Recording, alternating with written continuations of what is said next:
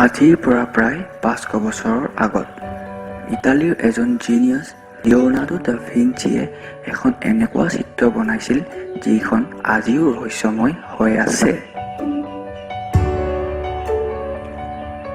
মনালিসা। আচলতে কি ৰহস্যময় সোমাই আছে এই চিত্ৰখনত যে বিশ্বৰ সকলোতকৈ ৰহস্যময় আৰু বিখ্যাত ছবি কৰি তুলিছে। এই ভিডিঅ'টো শেষলৈকে নিশ্চয় চাব। মনালিসাৰ বিষয়ে কিছু কথা জানিব পাৰিব আৰু আচৰিতো হ'ব। 1 নম্বৰ মনালিসা। তো বলক আমি জানি যাওঁ। 1 নম্বৰ হ'ল মনালিসাৰ সকলোতকৈ ৰহস্যময় কথাটো হৈছে যে মনালিসাৰ হাঁহি, যিটো কথা আৰ্টিষ্ট আৰু হিষ্টৰিয়ানসকলে ভাবিবলৈ বাধ্য কৰায়। সেইটো হৈছে মনালিসাৰ হাঁহি, যিটো বেলেগ বেলেগ ফালৰ পৰা চোৱা গ'লে বেলেগ বেলেগ দেখা যায়, মানে সলনি হৈ থাকে। প্ৰথমতে এই ছবিখন হাঁহি থকা দেখি কিছু সময় পাছত ভাগৰি পৰাৰ দৰে আকৌ পাছত নোহোৱা হৈ যায়। 2 নম্বৰত কিছু বছৰ পূৰ্বে এজন ডক্তৰে সকলোকে ভাবিব বাধ্য কৰাইছিলে যে মনালিসাৰ ৰহস্যময় হাঁহিটো কথা যে তাইৰ ওপৰৰ ফালৰ 2টা দাঁত নোহোৱা বুলি। সেইটো কাৰণতে ওপৰৰ ওঁঠখন টিপি ধৰা যেন লাগে। 3 নম্বৰত লিওনাৰ্ডো দা ভিঞ্চিয়ে 1503 পৰা 1517 চনলৈকে এই ছবিখনত কাম কৰিব লগা হৈছিল। তেওঁ বেছি সময় মনালিসাৰ ওঁঠখন বনাবলৈ লৈছিল। মনালিসাৰ ওঁঠ বনাওঁতে দা ভিঞ্চিৰ 12 বছৰ সময় লাগিছিল। 4 নম্বৰত এইটো কথা সঁচা যে মনালিসা এখন বহুত ধুনীয়া ছবি হয় আৰু প্ৰথমৰ পৰাই বহুত বিখ্যাতো হয়, কিন্তু ইমানো আগৰ পৰা নাছিল যে যেতিয়ালৈকে পেৰিছৰ লৱাৰ মিউজিয়ামৰ পৰা মনালিসাৰ ছবিখন চুৰি হোৱা নাছিল। 5 নম্বৰ বিশ্বৰ বিখ্যাত ছবিখন বিশ্বৰ আটাইতকৈ ডাঙৰ মিউজিয়ামৰ পৰা চুৰ কৰি নিয়াৰ প্ৰথমে পাবলো পিকাচো নামৰ এজন মহান আৰ্টিষ্টক সন্দেহ কৰা হৈছিল, কিন্তু পাছত বহুতো সোধপোছ আৰু ইনভেষ্টিগেশ্যনৰ পাছত তেওঁ নহয় বুলি ঘোষণা কৰে। 6 নম্বৰত আৰু এইটো আচৰিত হ'ব লগা কথা যে কোন আছিল সেইজন যিজনে মনালিসাক চুৰি কৰিছিল।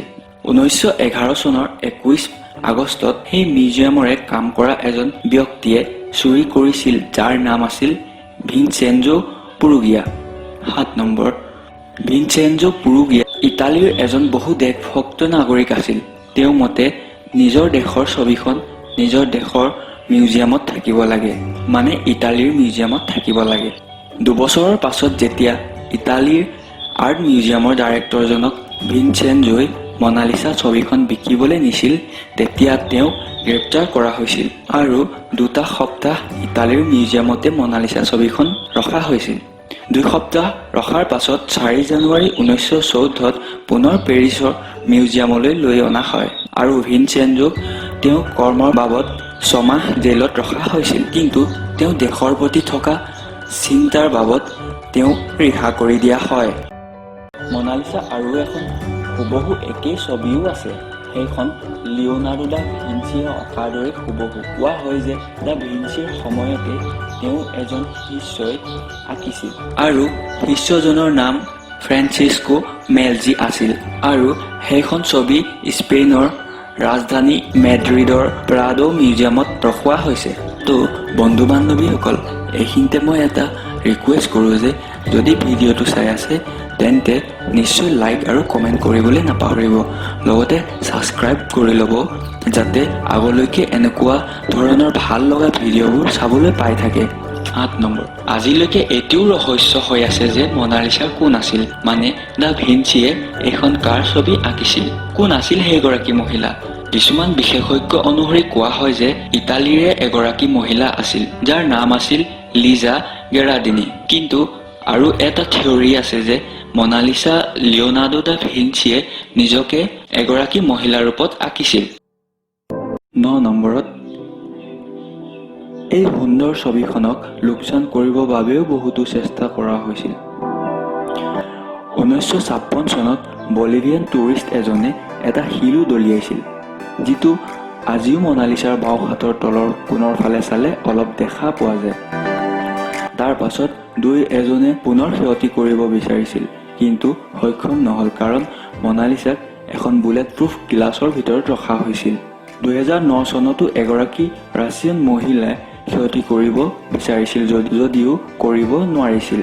10 নম্বৰত লিওনাৰ্ডো দা ভিঞ্চি এজন লিখকো আছিল, কিন্তু আচৰিত হ'ব লগা কথাটো হ'ল যে তেওঁ ইমান বিখ্যাত মনালিছাৰ বিষয়ে কেতিয়াও কতো লিখা নাই। 11 নম্বৰত দা ভিঞ্চি এজন ষ্টুডেণ্টে মনালিছাৰ দৰে এখন উলংগ ছবিও আঁকিছিল, যাক মনা ভেনা বুলি কয়। এই ছবিখন 1514 আৰু 1516 চনৰ ভিতৰত বনাইছিল আৰু সেই ছবিখন মনালিছাৰ দৰেই হুবহু, হাত আৰু গাৰ একে ভাজতে দেখুওৱা হয়। কোৱা হয় যে এইখন ছবিও দা ভিঞ্চিয়ে আঁকিছিল নেকি বাৰু।